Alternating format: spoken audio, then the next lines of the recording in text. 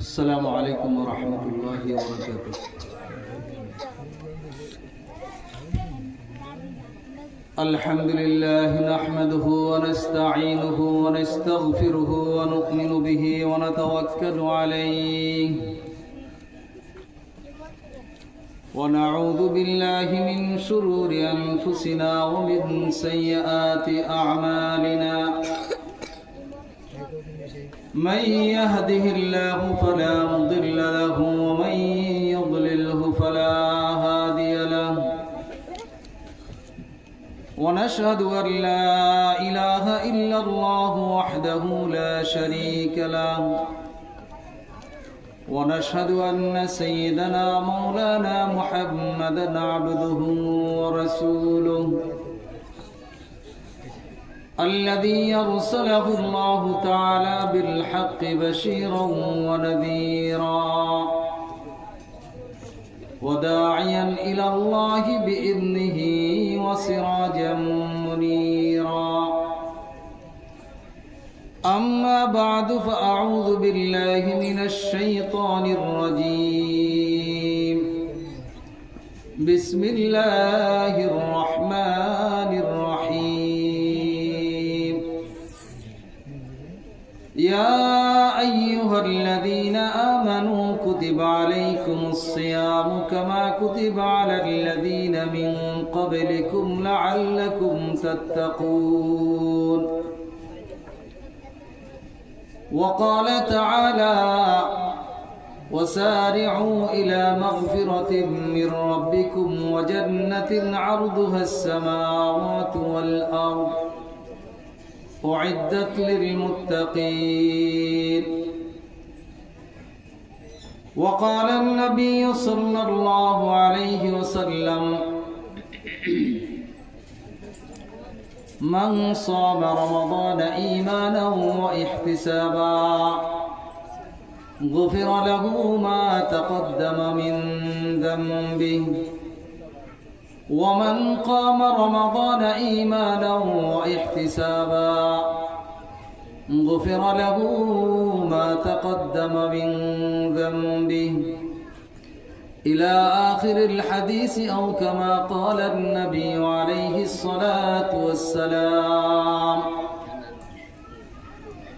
وقال تعالى في شان حبيبه إن الله وملائكته يصلون على النبي يا أيها الذين آمنوا صلوا عليه وسلموا تسليما আমরা সকলেই মুহাব্বতের সাথে একটু নামাজে যে দুরূদ পড়ি দুরূদ পাঠ করি اللهم صل على محمد وعلى آل محمد كما صليت على إبراهيم وعلى آل إبراهيم إنك حميد مجيد اللهم بارك على محمد وعلى آل محمد كما باركت على إبراهيم وعلى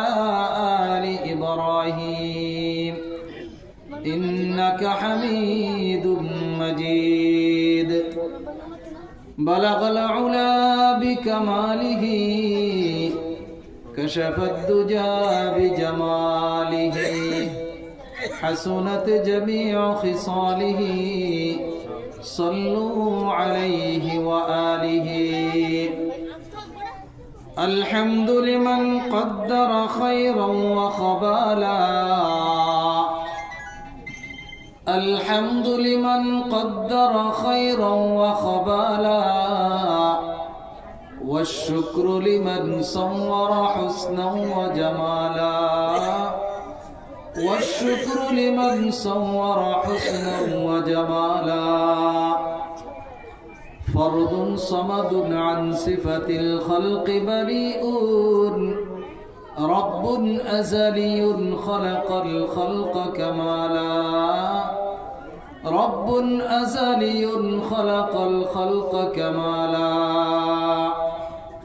ऐ सैर तुराना ने जो भी खुशना नमायाद माशूक मनस्ता के बनजदी के तुजिश्तास औरान बगश्ती यरदू जुख्बा वदाराफ वजुदू जुखिया पुरस के आराफ बगश्तास वजुदू जुखिया पुरस के आराफ बगश्तास।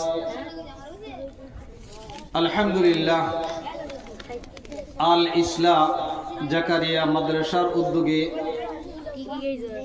আয়োজিত দ্বিতীয় বার্ষিক ওয়াজ ও দোয়ার মাহফিলে উপস্থিত সম্মানিত সভাপতি সাহেব, আমার সামনে উপবিষ্ট ইসলাম প্রিয় মুসলমান ভাইয়েরা, পর্দার আড়ালে শ্রবণরতা আমার সম্মানিতা মা ও বোনেরা, মাগরিবের পর থেকে মাহফিলের কার্যক্রম তথা বয়ান চলতেছিল। বয়ান করছিলেন মুফতি আফসারউদ্দিন সিদ্দিকী সাহেব। অত্যন্ত সুন্দর বয়ান করেছেন রমজানের গুরুত্ব সম্পর্কে। আরও বয়ান করবেন হাফিজ মৌলানা মুফতি আবু দারদা আশরাফি নারায়ণগঞ্জ। আজকের ওয়াজের প্রধান আকর্ষণ মৌলানা সাদিকুর রহমান সিদ্দিকী নরসিংদী। সমস্ত প্রশংসা আল্লাহ পাক রব্বুল আলামিনের জন্য, যে মহান রব্বুল আলামিন আমাদেরকে এই ফিতনা ফাসাদের জমানায় দুনিয়ার কর্মব্যস্ততা থেকে ফারেক হয়ে দিনের একটা মজলিস, কোরআন ও হাদিসের আলোচনার মজলিসে কিছু সময়ের জন্য আমাদেরকে আসা এবং বসার তৌফিক যে আল্লাহ পাক দান করলেন, সে মহান রবের দরবারে আমরা শুকরিয়া আদায় করি। দিল থেকে জোরে বলি আলহামদুলিল্লাহ। বান্দা যখন নিয়ামত পেয়ে নিয়ামতের শুকরিয়া আদায় করেন, আল্লাহ পাক রব্বুল আলামিন বান্দার নিয়ামত আরো বৃদ্ধি করে দেন। আর যখন বান্দা নিয়ামত পেয়ে নিয়ামতের শুকরিয়া আদায় করবে না, আল্লাহ পাক রব্বুল আলামিন বলেন ওয়ালা ইন কাফারতুম ইন্না আযাবি লাশাদীদ। বান্দা যখন নিয়ামত পেয়ে শুকরিয়া আদায় করবে না, যদি তোমরা নিয়ামতের শুকরিয়া আদায় না করো, কুফরি করো, নাশুকরি করো, আল্লাহ পাক রব্বুল আলামিন বলেন আমি তোমাদের কাছ থেকে নিয়ামত ছিনাই নিয়ে তোমাদেরকে কঠিন আযাবের সম্মুখীন করব। সম্মানিত উপস্থিতি, আল্লাহ তাআলার লাখো কোটি শুকর যে মহান রব্বুল আলামিন আমাদেরকে এই পৃথিবীতে সৃষ্টির সেরা আশরাফুল মখলুকাত হিসেবে দুনিয়াতে পাঠিয়েছেন। বলেন আলহামদুলিল্লাহ। আল্লাহ পাক ইচ্ছা করলে আমাদেরকে এই দুনিয়াতে মানুষ না বানিয়ে অন্য কোনো প্রাণীও তো বানাইতে পারতেন, ঠিক কিনা বলেন? বানাইতে পারতেন, কিন্তু আল্লাহ পাক ইচ্ছা করে, দয়া করে, মায়া করে আমাদের কোনো দরখাস্ত ব্যতীতই সৃষ্টির সেরা আশরাফুল মখলুক হিসেবে দুনিয়াতে পাঠিয়েছেন। কোরআনে পাকে আল্লাহ পাক রব্বুল আলামিন বলেন ইন্নাল্লাযীনা কাফারু মিন আহলিল কিতাবি ওয়াল মুশরিকিনা ফী নারি জাহান্নাম খালিদিনা ফীহা। দুনিয়ার মধ্যে যারা কুফরি করে, যারা কাফের হয়ে গেছে, মানুষ কয় প্রকার? এক প্রকার হচ্ছে যারা মুমিন ইমানদার আল্লাহ তাআলার ফরমাবরদার বান্দা, তাদেরকে আমরা মুসলমান মুমিন বলে থাকি, আনুগত্যশীল বান্দা আল্লাহ। আরেক শ্রেণীর মানুষ হচ্ছে যারা আল্লাহ তাআলাকে মানে না, আল্লাহ তাআলার বিধান মানে না, আল্লাহ তাআলার হুকুম মানে না, আল্লাহ তাআলাকে স্বীকার করে না, তাদেরকে আল্লাহ পাক কাফের হিসাবে সাব্যস্ত করেছেন। তো আল্লাহ পাক বলেন যারা কাফের হয়ে গেছে আহলে কিতাবদের মধ্যে হইতে, যারা কাফের হয়ে গেছে, আল্লাহ তাআলার নাফরমান হয়ে গেছে, এবং যারা মুশরিক, তাদের অবস্থাটা আল্লাহ তাআলা বলতেছেন ফি নারি জাহান্নাম, তাদের ঠিকানা হবে কোথায়? জাহান্নামে। তারপরে আল্লাহ তাআলা বলেন খালিদিনা ফিহা, সেই জাহান্নামে যখন যাবে, জাহান্নাম থেকে আর বের হওয়ার সুযোগ হবে না। চিরস্থায়ী হিসাবে সেই জাহান্নামের মধ্যে বসবাস করতে হবে, সেই জাহান্নাম থেকে বের হওয়ার কোনো সুযোগ নাই। যারা কাফের, কাফেরদের বড় সমস্যা, বড় বিপদ, তারা দুনিয়া থেকে যখন যাবে, যাওয়ার সাথে সাথে চক্ষু বন্ধ হওয়ার সাথে সাথে তারা জাহান্নামে যাবে।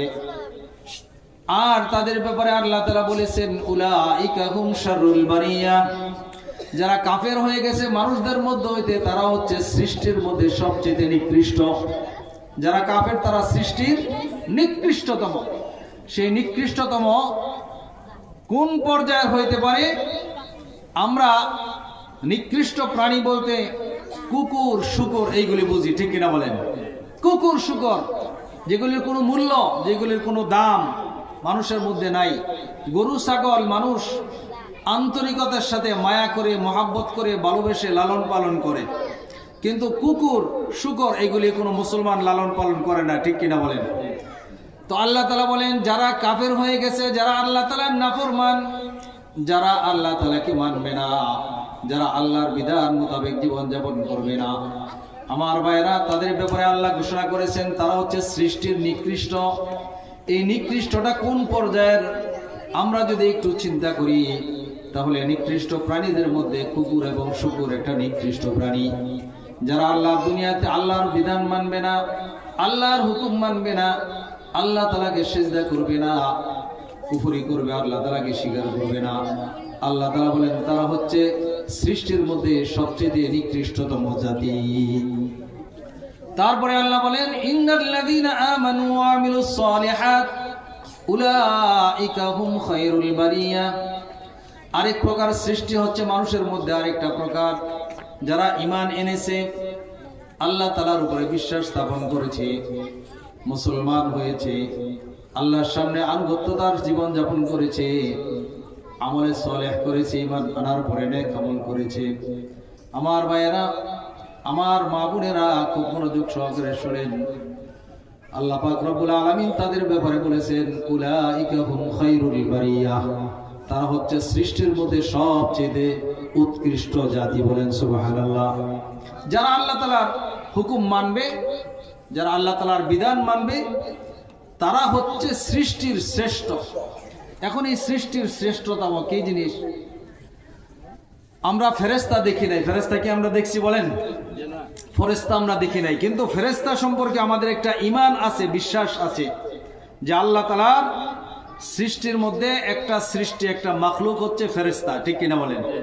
এই ফেরেশতারা হচ্ছে নূরের তৈরি। কিসের তৈরি বলেন? একটা মানুষকে যখন আমরা দেখি, মানুষের চেহারা সুরত যখন সুন্দর হয়, ভালো দেখা যায়, ফেরেশতা দেখি নাই, কিন্তু তার আচার আচরণ মানুষের কাছে যখন ভালো লাগে, তখন মানুষ তাকে বলে এই মানুষটা আসলে মানুষ না, এটা একটা ফেরেশতা, ঠিক কিনা বলেন? ফেরেশতা না দেখার পরেও ফেরেশতা সম্পর্কে মানুষের এমন একটা ভালো ধারণা আছে যে ফেরেশতার মধ্যে ভালো গুণ, ফেরেশতার মধ্যে কোনো খারাপ গুণ নাই। ফেরেশতা দেখতে সুন্দর, ফেরেশতা দেখতে খুব সুন্দর, আকর্ষণীয়। একজন মানুষ যখন সেই ভালো রূপে দেখে, মানুষের আচার আচরণ ভালো থাকে, তখন মানুষ তাকে ফেরেশতার সাথে তুলনা করে। এই ফেরেশতা হচ্ছে সৃষ্টির মধ্যে একজন শ্রেষ্ঠ একটা জীব।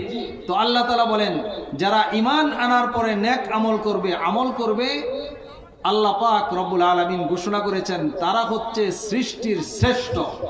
এই সৃষ্টির শ্রেষ্ঠ বলতে যারা আমরা ফেরেশতাদেরকে সৃষ্টির শ্রেষ্ঠ মনে করি, আল্লাহ পাক বলেন ওই ফেরেশতার চাইতেও একজন ঈমানদার আমলদার মানুষের মর্যাদা আল্লাহর নিকট অনেক বেশি। বলেন সুবহানাল্লাহ। এই জন্য ঈমানের মূল্য, ঈমানের দাম আছে না নাই? বলেন। একজন ঈমানদারের দাম অনেক বেশি। কেমন মূল্য বলেন? একজন ঈমানদারের মূল্য, ঈমানদারের মর্যাদা কতটুকু? হযরত ওমর রাদিয়াল্লাহু তাআলা আনহু একবার মদিনা থেকে মক্কার দিকে এসেছেন। মক্কায় আসার পর দাজনান নামক একটা উপত্যকা, সেই উপত্যকার পাশে তিনার কিছু সাথী নিয়ে তিনি আসলেন। তিনি এসে সেই দাজনান নামক উপত্যকার পাশে দাঁড়িয়ে কিছুক্ষণ তাকিয়ে থাকলেন, তারপরে চোখের পানি ছেড়ে দিলেন।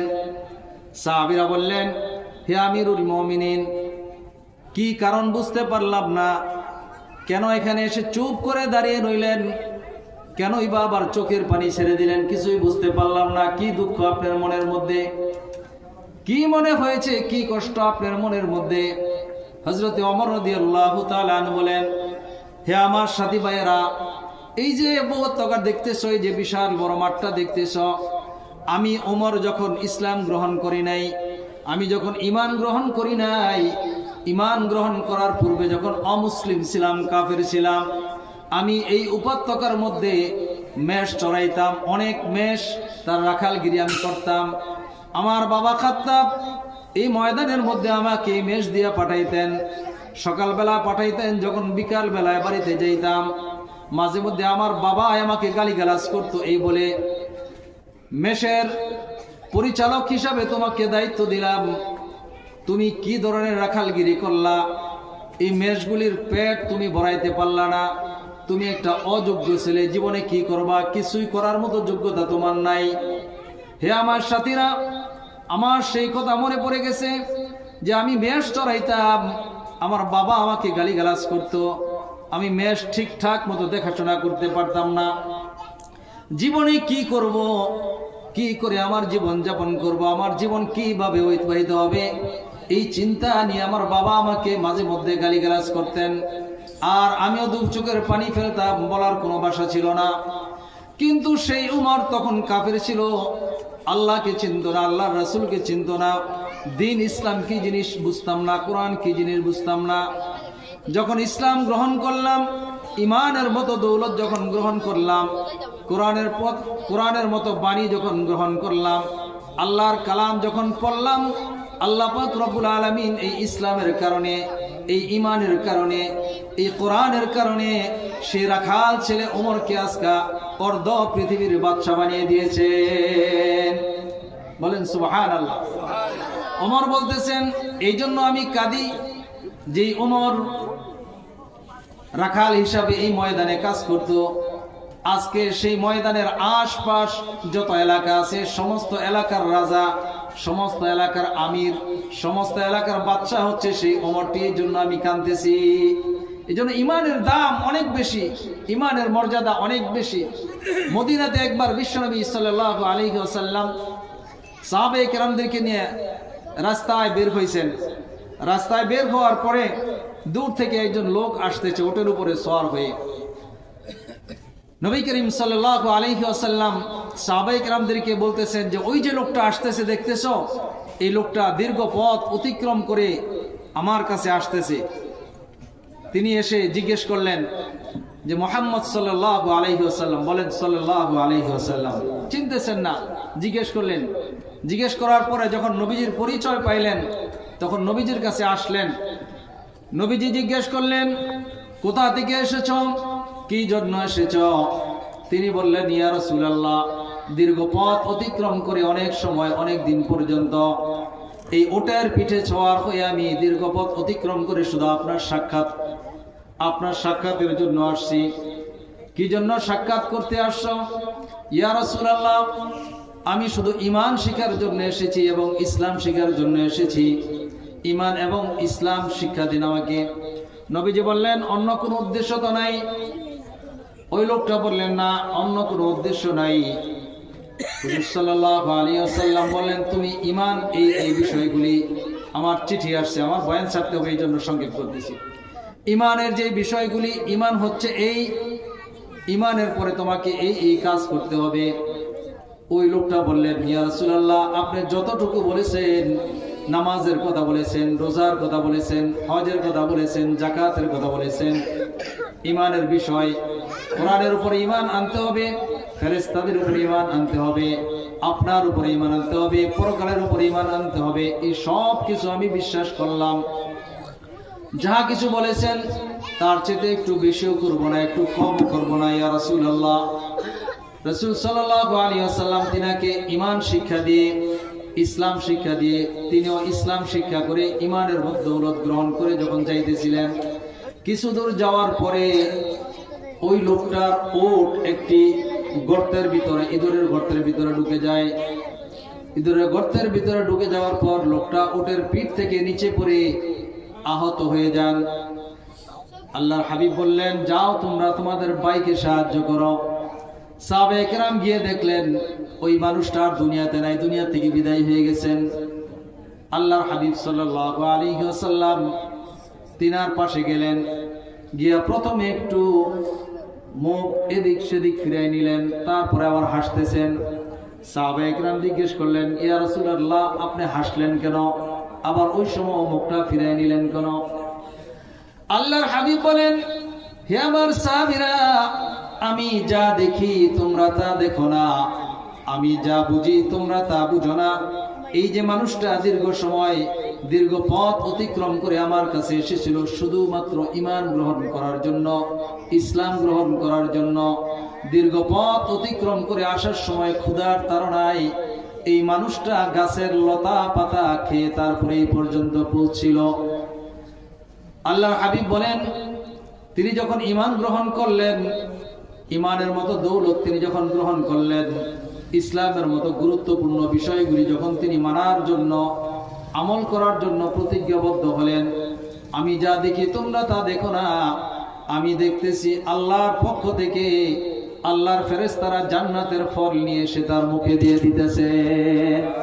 এই হচ্ছে ঈমানের ফল, এই হচ্ছে ইসলাম, এই হচ্ছে মুসলমানের মূল্য। আমার ভাইয়েরা, আমাকে একটা বিষয় বলা হয়েছিল রমজানের বিষয় নিয়ে আলোচনা করার জন্য, কিন্তু আমার পূর্বে যিনি আলোচনা করছেন তিনি রমজান সম্পর্কে অনেক গুরুত্বপূর্ণ আলোচনা করছেন, ঠিক কিনা বলেন? আর অল্প সময়ের মধ্যে আলোচনাগুলি করাও সম্ভব না, এই জন্য আমি কোরআনের একটা আয়াত তেলাওয়াত করছি। এই আয়াতের উপরে 10 মিনিটের মধ্যে আমি কথা বলে শেষ করে দিব। আল্লাহ পাক এই মানুষদেরকে দুনিয়াতে পাঠিয়েছেন, তার মধ্যে কয়টা ভাগ বলেছি বলেন তো? 2 শ্রেণীর মানুষ। এক শ্রেণীর মানুষ যারা আল্লাহ তাআলাকে মানে, আর এক শ্রেণীর মানুষ যারা আল্লাহ তাআলাকে মানে না। যারা আল্লাহ তাআলাকে মানে না, আল্লাহ তাআলাকে স্বীকার করে না, পরকালে বিশ্বাসী নয়, তারা হচ্ছে কাফের, তারা সৃষ্টির নিকৃষ্টতম জাতি, ঠিক কিনা বলেন? আর যারা আল্লাহর বিধান মানে, আল্লাহকে স্বীকার করেছে, ঈমান গ্রহণ করেছে, তারা হচ্ছে সৃষ্টির শ্রেষ্ঠতম জাতি, বলেন সুবহানাল্লাহ। এই সৃষ্টির শ্রেষ্ঠতম জাতি, এই মানুষগুলির জন্য আল্লাহ পাক জান্নাত তৈরি করেছিলেন। আমরা জান্নাতের অধিবাসী ছিলাম, আমরা জান্নাতেই ছিলাম, জান্নাত থেকেই আমরা দুনিয়াতে আবার আসছি, ঠিক কিনা বলেন?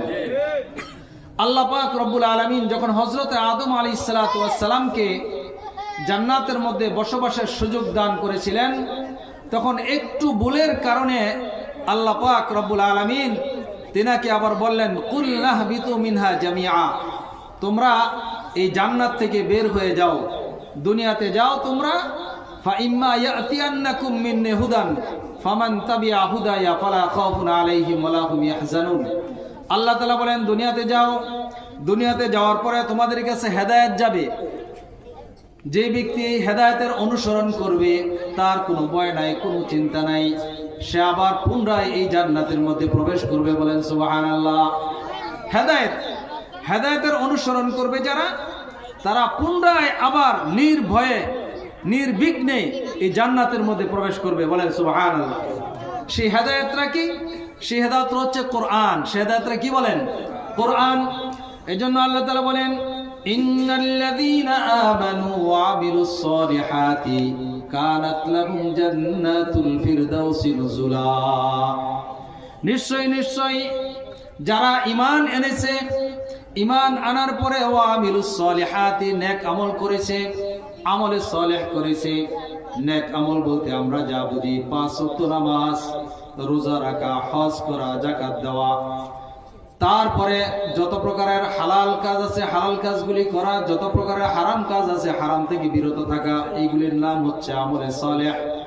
এই আমলে সালেহ যারা করবে, আল্লাহ পাক রব্বুল আলামিন বলেন তাদের জন্য জান্নাতুল ফিরদাউস আমি আল্লাহ পাক তৈরি করে রেখেছি, বলেন সুবহানাল্লাহ। সেই জান্নাতে যাওয়ার জন্য আল্লাহ পাক রব্বুল আলামিন বলেন, ওয়াসারিউ ইলা মাগফিরাতিম মির রাব্বিকুম ওয়া জান্নাতিন আরদুহাস সামাওয়াতু ওয়াল আরদু উইদ্দাত লিল মুত্তাকিন। হে দুনিয়ার মানুষ, তোমরা দ্রুত গতিতে আল্লাহর জান্নাতের দিকে এবং আল্লাহর মাগফিরাতের মাধ্যমে সেই জান্নাতের দিকে দৌড়াও। মাগফিরাতের মাধ্যমে আল্লাহ তাআলার মাগফিরাতের দিকে দৌড়াও, খুব দ্রুত গতিতে দৌড়াও, দ্রুত গতিতে আল্লাহর মাগফিরাতের দিকে যাও। ওয়া জান্নাতিন, এবং জান্নাতের দিকে যাও। আরদুহা কারদিস সামাই ওয়াল আরদ, যে জান্নাতের প্রশস্ততা আকাশ এবং জমিন তার চেয়েও বেশি, বলেন সুবহানাল্লাহ। জান্নাতের প্রশস্ততা হচ্ছে আকাশ এবং জমিন তার চাইতে অনেক বেশি। নবী করিম সাল্লাল্লাহু আলাইহি ওয়াসাল্লাম বলেন, সর্বনিম্ন জান্নাত আল্লাহ পাক যাকে দান করবেন সর্বশেষ তাকেও কমপক্ষে এই পৃথিবীর 10টা পৃথিবী সমান একটা জান্নাত আল্লাহ পাক তাকে দান করবেন। বলেন সুবহানাল্লাহ। সেই জান্নাতের মধ্যে যাওয়ার জন্য আল্লাহ তাআলা বলতেছেন, তোমরা খুব দ্রুত গতিতে অগ্রসর হও ইবাদতের মাধ্যমে, আমলের মাধ্যমে, ইবাদত, নেক আমল, এইগুলোর মাধ্যমে জান্নাতের দিকে খুব দ্রুত গতিতে অগ্রসর হও, ইস্তিগফারের মাধ্যমে, আল্লাহ তাআলার কাছে ক্ষমা প্রার্থনার মাধ্যমে। আর এই জান্নাত আল্লাহ তাআলা বানাইছেন, আল্লাহ তাআলা বলেন উইদ্দাত লিল মুত্তাকিন, মুত্তাকিনদের জন্য এই জান্নাত তৈরি করা হয়েছে। বলেন সুবহানাল্লাহ। মুত্তাকিন যারা দুনিয়াতে তাকওয়া অর্জন করবে, যারা দুনিয়াতে আল্লাহর ভয় ভীতি মনে রেখে অন্তরে স্থান দিয়ে জীবন যাপন করবে, তাদের জন্যই আল্লাহ পাক এই জান্নাত তৈরি করেছেন। বলেন সুবহানাল্লাহ। এই মুত্তাকিন হওয়ার জন্য আল্লাহ পাক অনেক সময় অনেক আমলের মাধ্যমে বলেছেন, এই আমল করলে, এইভাবে চললে তোমরা মুত্তাকিন হইতে পারবা। তার মধ্যে একটা আমল হচ্ছে এই রমজান মাস সামনে যেটা আসতেছে। রমজান মাস মুত্তাকিন তাকওয়া আল্লাহর ভয় অর্জন করে পরিপূর্ণ মুত্তাকিন হওয়ার একটা ব্যবস্থা হচ্ছে রমজান মাস আল্লাহ পাক দান করেছেন। এইজন্য আল্লাহ তাআলা বলেন, ইয়া আইয়ুহাল্লাযীনা আমানু কুতিবা আলাইকুমুস সিয়াম কামা কুতিবা আলাল্লাযীনা মিন ক্বাবলিকুম লাআল্লাকুম তাত্তাকুন। হে আমার ঈমানদার বান্দারা, তোমাদের উপরে রমজান ফরজ করা হয়েছে, রমজানের রোজাগুলি তোমাদের উপরে ফরজ করা হয়েছে, যেমনি ভাবে তোমাদের পূর্ববর্তী জাতিদের উপরে ফরজ করা হয়েছিল। এই রোজা ফরজ করার উদ্দেশ্য কি? রোজা আদায় করলে কি হবে, কি লাভ, ফজিলত কি? আল্লাহ পাক রব্বুল আলামিন বলেন, তোমাদের কাছে এই রোজার বিধান এই জন্য দেওয়া হয়েছে যেন তোমরা এই রোজার মাধ্যমে প্রত্যেকটা মানুষ মুত্তাকিন হয়ে যেতে পারো। বলেন সুবহানাল্লাহ। প্রথম কথা হচ্ছে আল্লাহ পাক জান্নাত বানাইছেন কাদের জন্য? বলেন মুত্তাকিনদের জন্য। এখন মুত্তাকিন আমরা হব কিভাবে?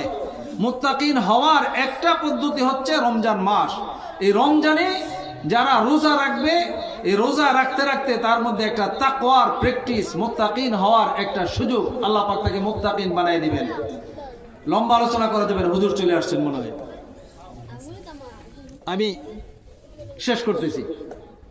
তাকওয়া, বিরত থাকা। তাকওয়া মানে কি? কথা বলেন একটু। তাকওয়া মানে কি? বিরত থাকা। আল্লাহ তাআলার নিষিদ্ধ বস্তু থেকে নিজে তো বিরত থাকার নাম একটা অর্থ হচ্ছে তাকওয়া। তো আমরা রমজানের মাধ্যমে তাকওয়া অর্জন করি কিভাবে, এর একটা উদাহরণ বলেই আমার বয়ান আমি শেষ করে দিব। রমজান মাস যখন আসে, আমরা যখন সারাদিন ক্লান্ত পরিশ্রান্ত হয়ে, ক্ষুধার্ত হয়ে, তৃষ্ণার্ত হয়ে, পিপাসার্ত হয়ে রমজান রাখি, সিয়াম যখন আমরা পালন করি, ইফতারের পূর্ব মুহূর্তে আর মাত্র 10 মিনিট বাকি আছে ইফতার করার। রকমারি খাবার, সুস্বাদু ঠান্ডা পানি, শরবত, বিভিন্ন খাবার দাবার আমাদের সামনে উপস্থিত থাকে কিনা বলেন? উপস্থিত থাকে। কিন্তু আমরা এখন রোজাদার, রোজামুখী নিয়ে ইফতার সামনে নিয়ে বসে আছি, কিন্তু সূর্য ডুবতে আরো 10 মিনিট সময় বাকি আছে। এই মুহূর্তে কিন্তু আমরা খাবার দাবার গ্রহণ করি না, ঠিক কিনা বলেন? এই মুহূর্তে যদি কোনো একজন রোজাদার মানুষকে কোনো মানুষ এসে বলে, আপনাকে 50 লক্ষ টাকা দেওয়া হবে, সূর্য ডুবার আর মাত্র 10 মিনিট বাকি, আপনি খাবার গ্রহণ করুন, বলেন তো কোনো রোজাদার খাবার গ্রহণ করবে কিনা? করবে? আপনি করবেন? করবেন না। যত ধরনের লোভনীয় অফার দেখুক না, আপনি কিন্তু রোজা ভাঙবেন না। সুস্বাদু ঠান্ডা পানি, যে পানিটা খেলে আপনার তৃষ্ণা নিবারণ হবে, শরীরটা আরাম লাগবে, এই পানিটা কিন্তু গ্রহণ করবেন না।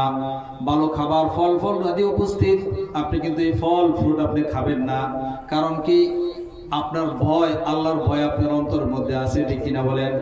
এই যে আল্লাহর ভয়ে খাবার গ্রহণ করা থেকে সূর্য ডুবার 10 মিনিট বাকি বিরত রয়েছে, এটা হচ্ছে তাকওয়া। এটা কি বলেন? তাকওয়া।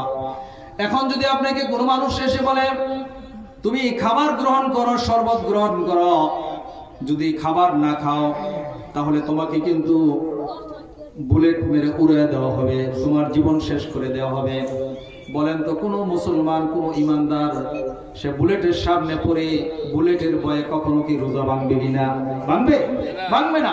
বলবে আমার জীবন যাক, আমার সব কিছু শেষ হয়ে যাক, আমি রোজা ভাঙতে পারি না।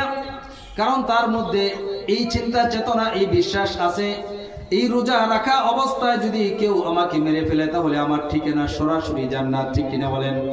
এই হচ্ছে তাকওয়ার প্র্যাকটিস। অর্থাৎ রমজান মাসে যেরকম টাকার বিনিময়ে, কাহারও বুলেটের ভয়ে, আল্লাহর ভয় অন্তরে থাকার কারণে হালাল খাবারটা আমি গ্রহণ করতে পারতেছি না, কারণ হচ্ছে ইফতার করার টাইম হয় নাই। ঠিক আমার ভাইয়েরা, এই প্র্যাকটিস নিয়ে সারাটা জীবন আমাদের চলতে হবে। হাজার হাজার লক্ষ কোটি টাকার অফার আসলো আল্লাহর নাফরমানি করে যাবে না। হাজার কোটি টাকার অফার আসলো হারাম কাজ করে যাবে না। জীবন নাশের হুমকি যদি আসে তারপর আল্লাহর নাফরমানি করা যাবে না।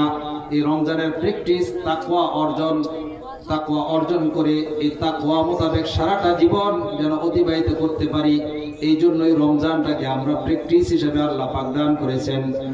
এই জন্যই আল্লাহ পাক রব্বুল আলামিন বলেন, সারিউ ইলা মাগফিরাতিম মির রাব্বিকুম ওয়া জান্নাতিন আরদুহাস সামাওয়াতু ওয়াল আরদ। তোমরা দ্রুত গতিতে আল্লাহর মাগফিরাতের দিকে যাও এবং ওই জান্নাতের দিকে যাও, যে জান্নাত আল্লাহ পাক তৈরি করে রেখেছেন মুত্তাকিনদের জন্য, এবং যার প্রশস্ততা আকাশ এবং জমিন তার চেয়েও বেশি। আমরা সেই তাকওয়া অর্জন করার জন্য সামনে মাস আসতেছে, আমরা আল্লাহ তাআলার তাকওয়া অর্জন করতে রাজি আছি তো? আল্লাহ পাক আমাদের সকলকে আল্লাহর ভয় অন্তরে রেখে, আল্লাহর ভালোবাসা অন্তরে রেখে মুত্তাকিন হয়ে তাকওয়া ভিত্তিক জীবন যাপন করার তৌফিক দান করুন। জোরে বলেন আমিন। ওয়া আখিরু দাওয়ানা আলহামদুলিল্লাহি রাব্বিল আলামিন। আসসালামু আলাইকুম ওয়া রাহমাতুল্লাহি ওয়া বারাকাতুহু।